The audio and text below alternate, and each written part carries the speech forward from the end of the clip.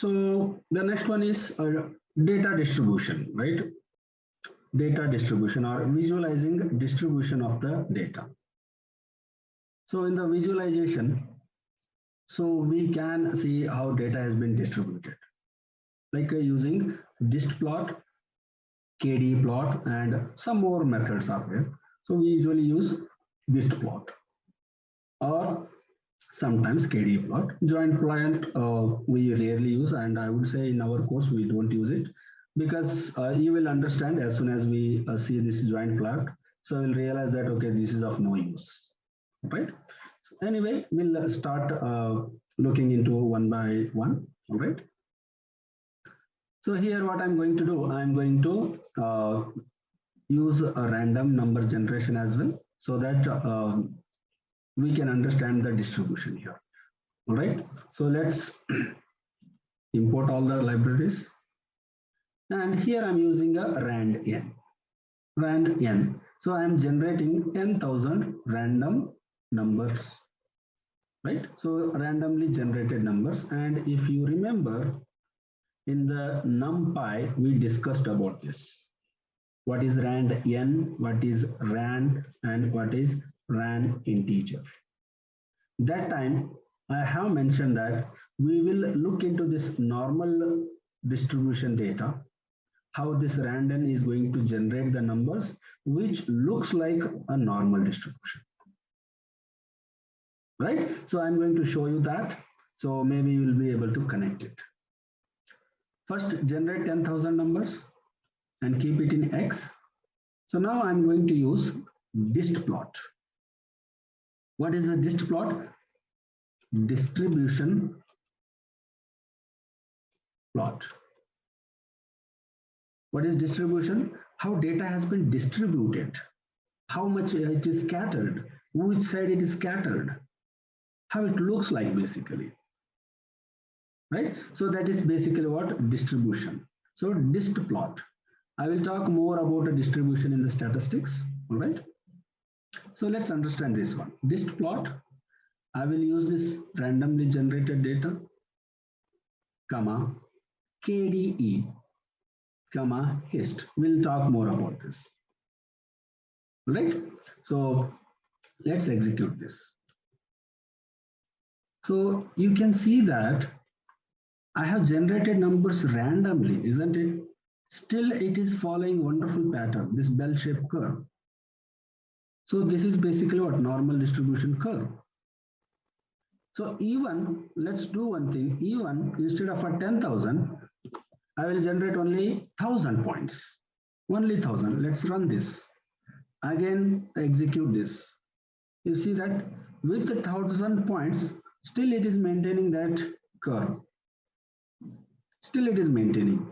So whatever we discussed in the NumPy, right? So this is going to generate a data, and if we plot that, it looks like a normal distribution. That is what I'm talking about here. So what about this KDE, and what is this hist? Hist is histogram that we know. So all these blocks, what you see, this is how we have seen in the histogram, right? These blocks and all, this is kind of a histogram. So KDE means this is this kind of a line. But here I have coded as a false. So what we will do, we'll change it to true. False or a true. Now I will execute this. Now you can see that beautiful line touching the edges, right? So it is giving me a beautiful curve. So I don't need to worry about exactly where and all. It is going to decide where it's supposed to, pass and all. So this is basically what KDE, right? So if I don't want a histogram, yes, we can make it false. It's your choice. So that building blocks, whatever you used to see, that is not displayed, right? So that is basically what a distribution plot and a KDE and histogram. Histogram we know, KDE also we know, and this is a distribution plot. You can generate any number, and you will as many as numbers you are going to increase, right? So your graph looks very beautiful. It takes time because I have so many data points. You see that there is not even a single data point is missing. I mean to say extended either this side or this side, right? Very nicely it is plotted,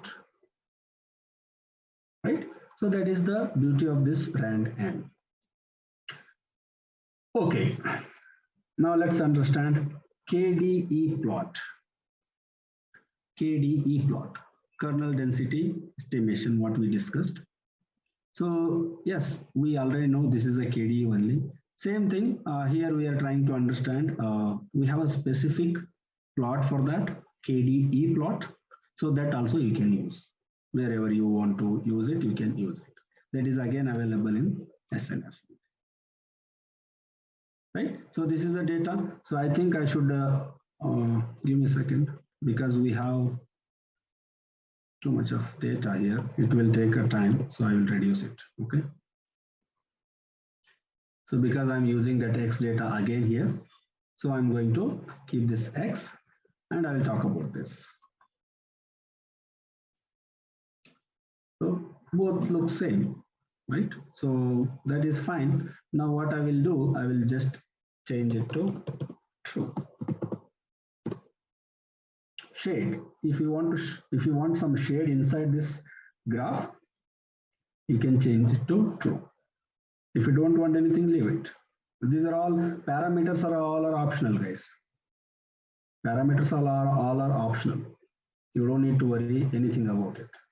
What you need to know, what exactly data you need to pass, and what are the important parameters for us. That's all. There may be hundreds of parameters which we don't use, and nobody is going to ask any question in the interview also on the matplotlib, neither cbor. At the max, they may ask the types of plots and the required parameters. Like a scatter plot, we need X data and Y data. And why we use a scatter plot, why we use a categorical plot, why we use a relational plot. They might ask this, which is very rare, but still, if they ask, they might ask only this one, because we have many things to discuss in the interview.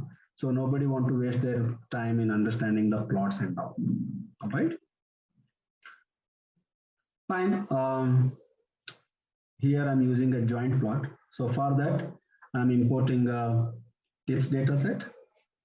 And here I'm separating total bill and tip. Directly you can use it, which you have seen already. So if you want to keep separate data in separate variable, different columns data in different variables, yes, you can always separate them. Run it. Now I'm going to use a cbor dot joint plot. So joint plot, it needs a, when I say joint means obviously two data here, X and Y, right? So let's execute this. So this is what it is. I really don't like it, but yeah, still we have this plot available. So how to interpret this? If you look into this, right, this area is more populated, more thickly populated. If you extend this, you'll find the same thing. This area is more populated, thickly populated. It means that more data points are there in this area. So this is going to show you that impression, nothing else. Similarly here, it is showing that in this area, let me take different color. So this area, there are a lot of data points. So that is what it is showing. So I don't need these guys' help to understand, right? I can always look into this one. But yeah, some people don't want to do this and they just want to see this guys and understand, okay, this area is more, we have more data points, you know? So if you want this kind of a plot, you can go for a joint plot.